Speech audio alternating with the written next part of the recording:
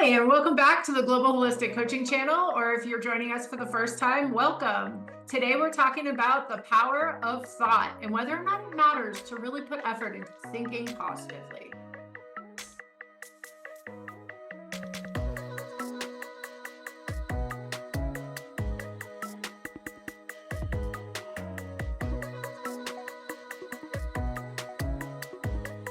Okay, so this is a topic that comes up a ton in our individual sessions and also comes up in our workshops, which is it important to put the effort into creating that positive thinking space?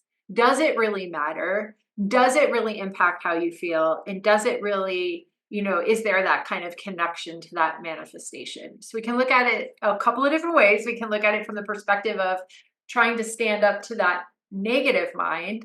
And we can also look at it as trying to be in the driver's seat of our own thinking and in real time be able to look for the positives, be more optimistic, and challenge our belief systems a little bit. So, what do we think about this? Is it worth the work? Yes. Yes. In fact, I am so excited today because this happens to be one of my personal favorite topics. And I actually wore my t-shirt here that Pura Vida, since we just finished up with the amazing Costa Rica retreat and happy thoughts, the good life, Pura Vida. Yes. So I want to start with my own personal blessing. I was introduced to teachers when I was only 17 years old that actually planted the seeds of the power of thought. In fact, these teachers were the first to, kind of let me know that thoughts are things and that what you think about actually makes a difference, and that when you channel your power of mind into a positive direction, that you will actually attract positive people, places, and things to mirror those thoughts. Well, you can imagine, perhaps at the age of 17, I'm thinking, oh, this sounds too good to be true. And can thoughts really make a difference? Like, can thoughts create your life? Like, it sounded kind of crazy to me. And I just want to say that I did go home to my parents, my family, and told them, what these teachers were sharing with me. And they said, "Oh, Lisa, that's ridiculous. Thoughts are random and it doesn't influence your external world." And so, what do you do? I mean, for me, these teachers had everything important, in a 17-year-old's life. They had a great car, they looked good, they looked healthy and wealthy and were happy. And my family was not exactly that. So, so what do? You put whatever you learn to the test because it either works or it doesn't. And that's what I did at a very early age. I started to use and implement what I was learning. And sure enough, it made a difference and it changed the course of my life. And so today we're going to be sharing some exercises that you can do to kind of master your mind, to channel that energy in a positive direction. And also, I think we're going to share some fun stories and kind of get in and explore why negative thoughts are actually sticky and why should we have to even work at thinking positive, and we do. So gee, what do you want to share? Well, first of all, I always find it fascinating the overlap in the kind of new age self motivation world and clinical mental health, because in cognitive behavioral work, it is primary focus of calling out your thinking patterns and being able to identify what you're thinking about, how it's making you feel, and be able to shift those thinking patterns. And that, of course, shows up in other modalities as well, like narrative therapy, and I practice both. So I've been in the world of motivational speakers and the world of therapy for so long, and it's just really nice that they parallel so well, right? They're saying the same thing. Everybody's kind of saying the same thing. Yes. I think that this is one of those things that you could just experiment with yourself if you're questioning whether or not it's worth it. Just try for one day not to let yourself go to the dark place or have a negative opinion or belief about yourself for one day, and see if it starts to make you feel a little bit better. But also you're going to see how challenging that is when you even try to do it, because I don't think most of us are aware of how often our background noise is actually working against the person we want to be, or the life we want to live, or the day we want to have. I really do believe in a self-fulfilling prophecy, and I really do believe this is how this works. If you think that you're going to, not get that parking spot, you're not going to get that parking spot. If you go into it, being sure and confident that the universe has your back and you're going to get that parking spot, you're going to get that parking spot. And that's something that is a magical thing that I have going on. Everybody always says, you always get the best parking spot right in front. But this is it. I believe it. I believe that about myself. I believe that I'm going to get the parking spot. So I do. So I think we can test this a lot of different ways. And we are going to offer some exercises to help you start getting in the driver's seat of your own thinking at the end of today's podcast. So you're going to want to stay to the end for those nice exercises.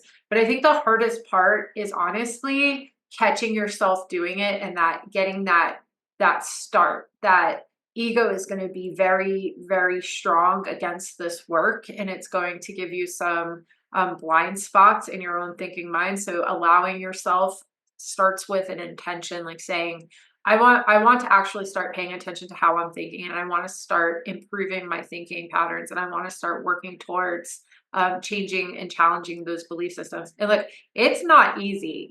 This is lifelong work, and this is going to be that thing where you get good at it. And then if you start to let yourself slip and you're not doing the work and you're not, constantly updating and checking in with yourself, you're going to go off the rails again. So this isn't something that you master in one day and you're like, okay, I did it.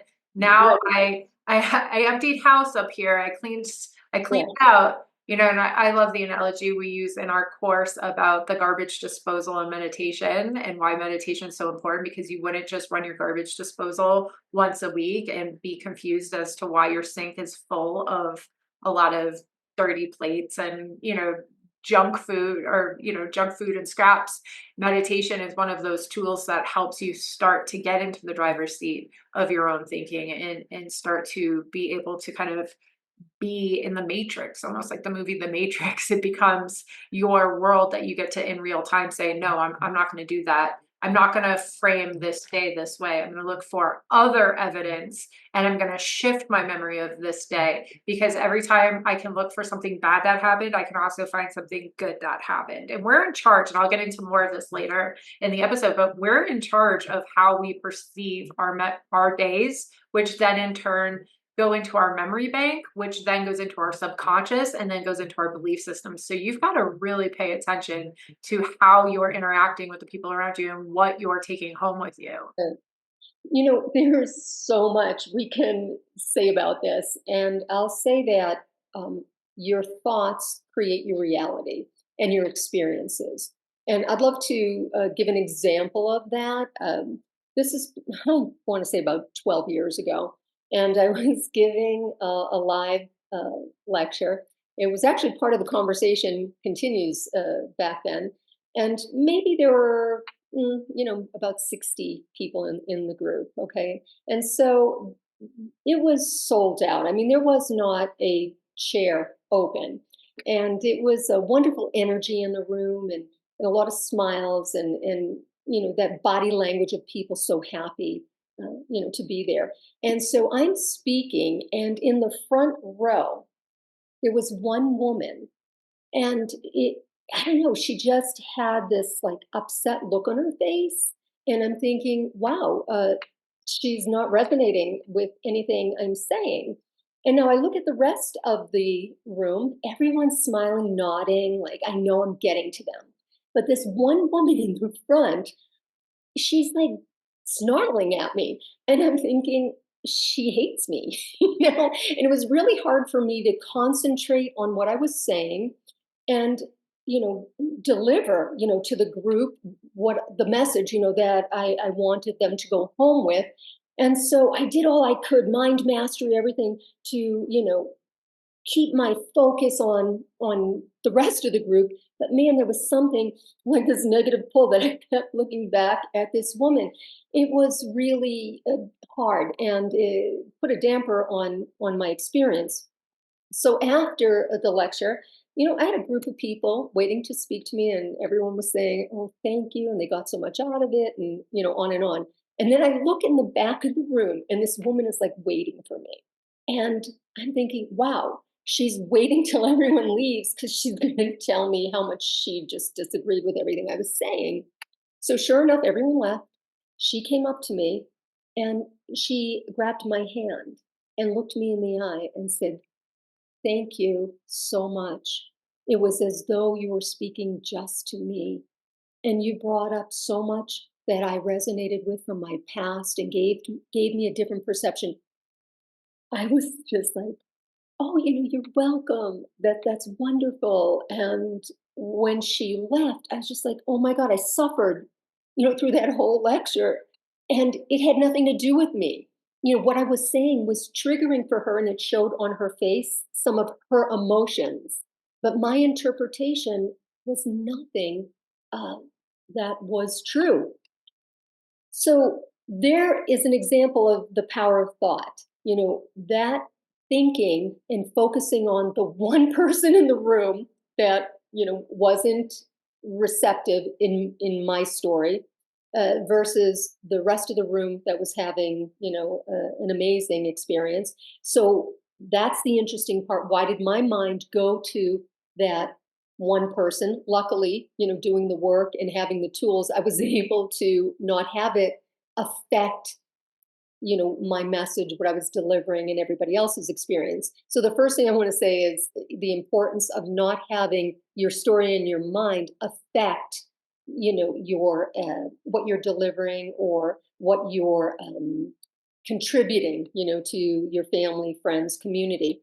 But one more thing I just want to add. Let's say she really didn't like what I was saying. Let's say I was right. Why should I still be at the effect of that?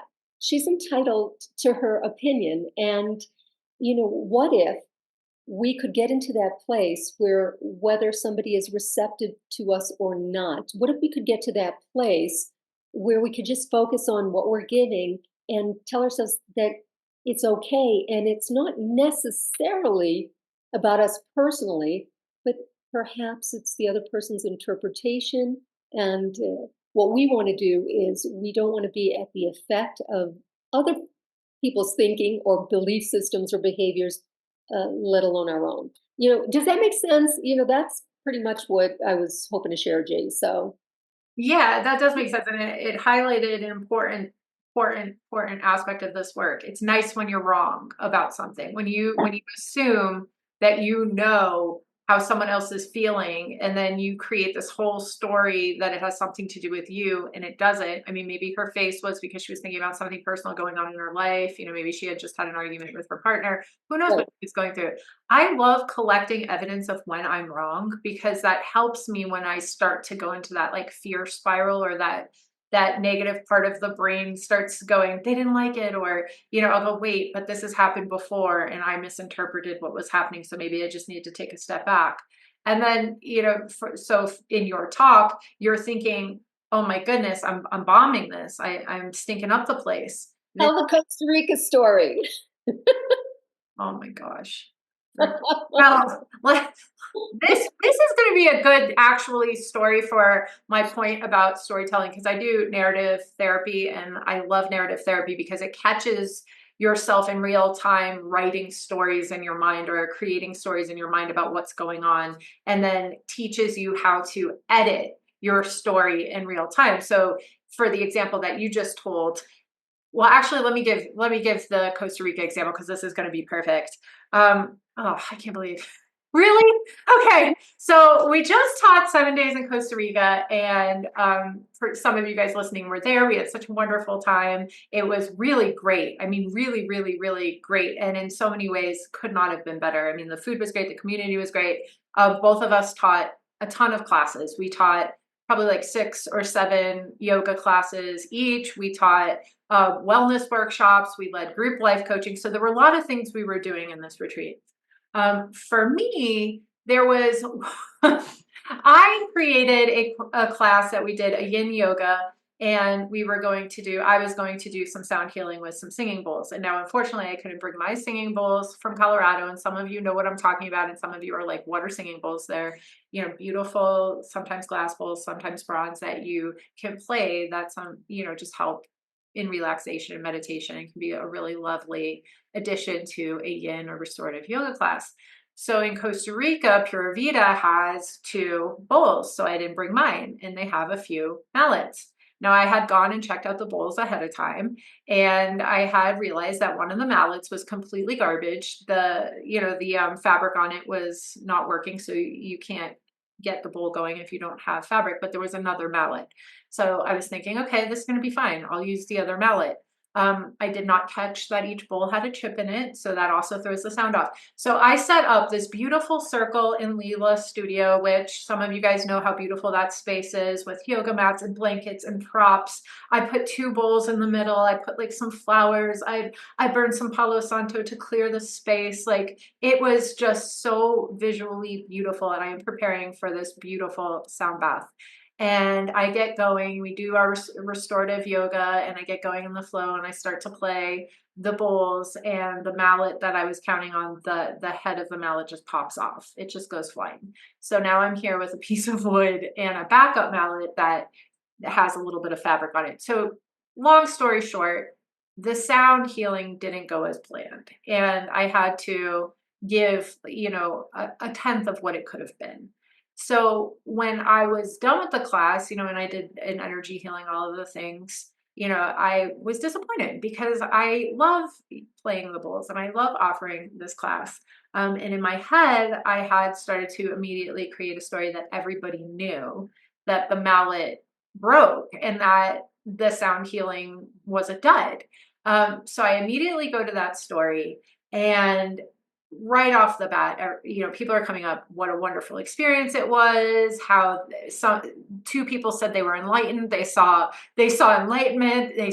One person said they left their body. One person said they literally saw God. Like, it was a vortex to another world. So I'm getting all this positive feedback, but in my head, I'm still thinking, but they know that the mallet broke. Like, I'm like focused on that. I can't hear how, for most people who don't know what a singing bowl is and don't know what that instrument can play, most people didn't catch that. But it was so hard to shake that I brought it home with me. And this week I have been catching myself, when I'm thinking about Costa Rica, going back to the sound healing, and going back to the bowls when the Yeah. math broke. And so in real time, I'm practicing the edit, and I'm catching myself. I am going to remember less and less about this week over time. A year from now, I'm going to remember maybe 10% of the week. 2 years from now, I will probably remember 5%. 3 years from now, it will mix into other years that we've hosted, because that's how the human mind works. So in real time, I am catching myself creating a feeling around this week. And if I were to just focus on the one thing that went wrong, then my takeaway is going to be that the retreat didn't go well. But the retreat went incredibly well. Our feedback was 100% positive. We got nothing Yeah. but positive. So in real time, I'm editing myself. And then when I catch myself thinking about the mallet and replaying the moment where the top went flying and hit the wood floor, in my head, like, echoed throughout the space, I will rewrite it and think about the wonderful food and the laughter and all the workshops that went perfectly well, and all the yoga classes that went perfectly well, and the wonderful healers and the wonderful community that we built. And so I am working that in real time. So why this is a good example is because, number one, it really highlights that the way the human mind works, and our insecurities and all of the things, is negative thoughts are sticky. Like, the things that happen that are hard, we're like a moth to a flame. We fixate on them. I have clients who had an embarrassing thing happen in fourth, fifth, sixth grade, and we're still working through it in therapy. But if Right. I ask them, like, tell me a highlight of that year, tell me about your birthday, tell me about, a holiday that you had that year, they can't remember. They can't, and that is the human mind. So that's what we're talking about. You have to be very careful in real time how you are reflecting and processing your experiences. And if you catch yourself remembering the bad part of the week or the bad part of the day, we're really encouraging you to say, wait a minute, okay, that thing happened, but what are some good things that happened? How That's can I right. in real time edit my memory bank here? So when I walk away with 1% of it, it's not the mallet that goes flying. Of course, now because I told the story publicly, I will remember it. But but it was, That though. It's a great story, and I think it makes the point so beautifully. So and by the way, I was there. It was awesome. The class couldn't have been better, Gina, really. And I just love that you shared this because you teach this. So it shows that this is lifelong. it's lifelong. But without the tools, man, we suffer. You Yeah. know, and you make Literally without the tools, because I yeah. didn't have the tools to play with. Literally, okay, got it. Yeah, got it. But that a point that you're making about if if you receive a compliment and you receive a criticism or an insult 10 years later, which one do you remember? It's part of the human condition. We remember that insult, we remember that criticism. And so, through self-awareness, through actually shining a spotlight on any negative thoughts, you do tend to weaken them. So some people think, oh, if I shine a spotlight on it, it's I can't go there. I'm afraid to go there. No. Anything you bring to the light, you can heal. That saying, you can't heal what you don't feel, or you can't heal what you're not even aware of. So Name it, tame it. there you go. So I think recognizing, number one, our tendency toward focusing on what isn't, and I love what Gina said about, I call it neutralizing.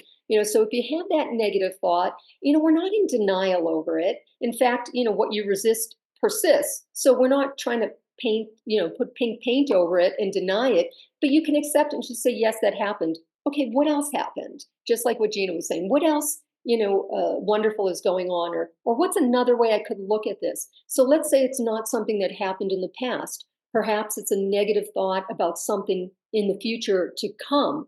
And, we get into that what if trap, and then we go what if down the negative trap.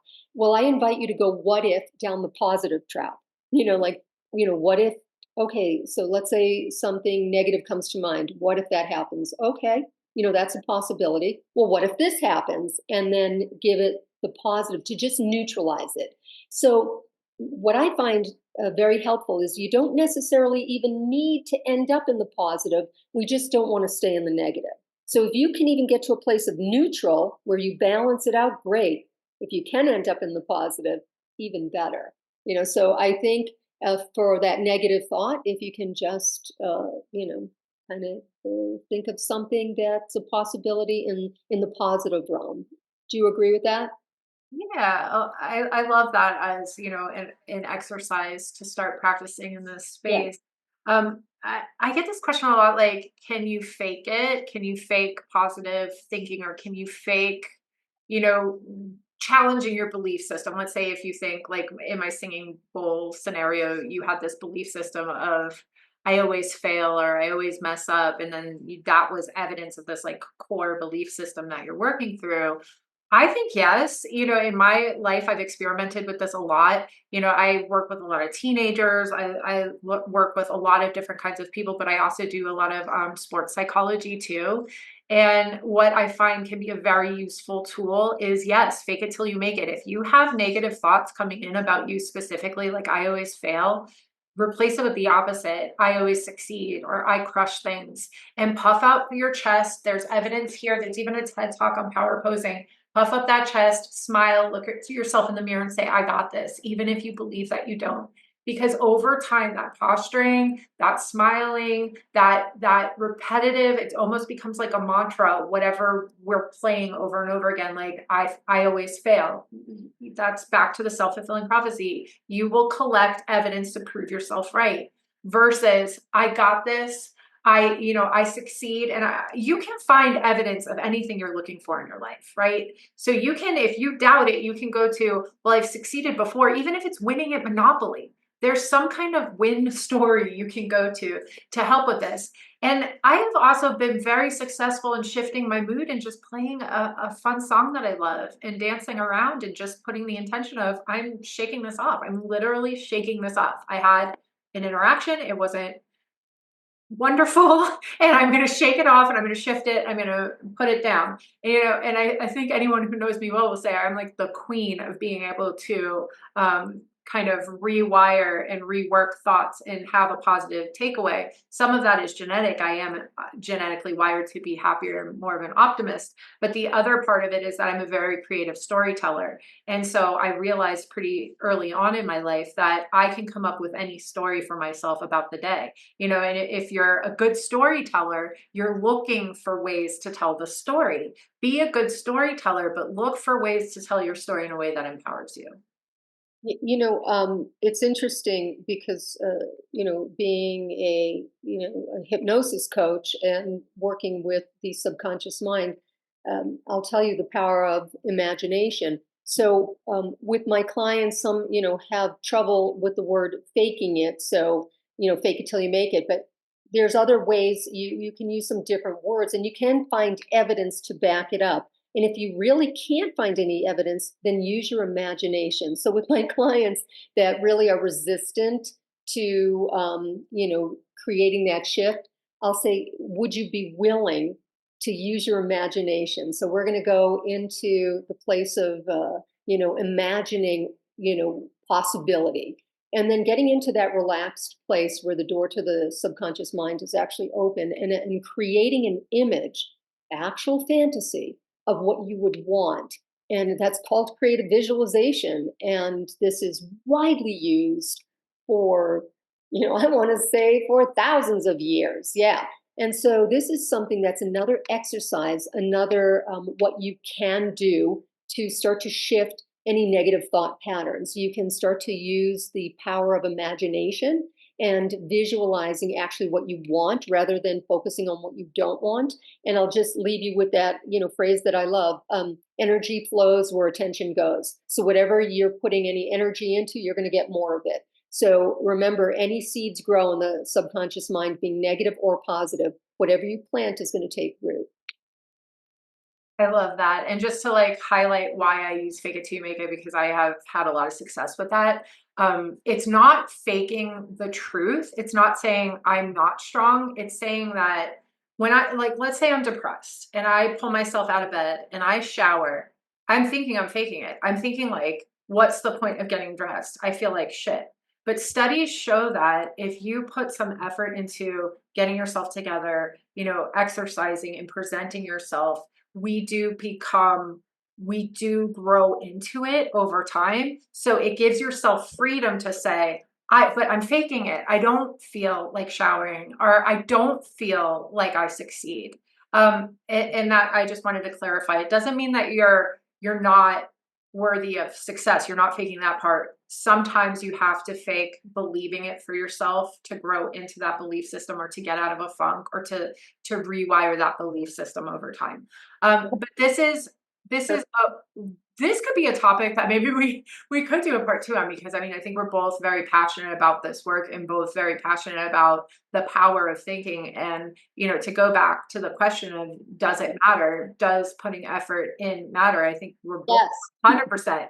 Yes, it does. Yes, it does. So if this is something that you are trying to work on and you're looking for some help and support, check out our website at www.globalholisticcoaching.com.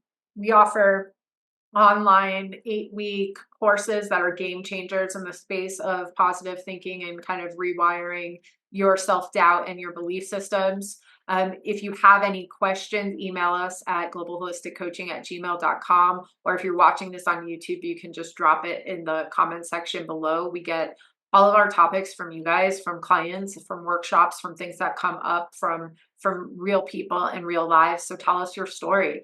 Tell us if you have a tip or trick for helping yourself, catching yourself going down that negative loop. Throw it in the comment suggestion. We'd love to hear from you.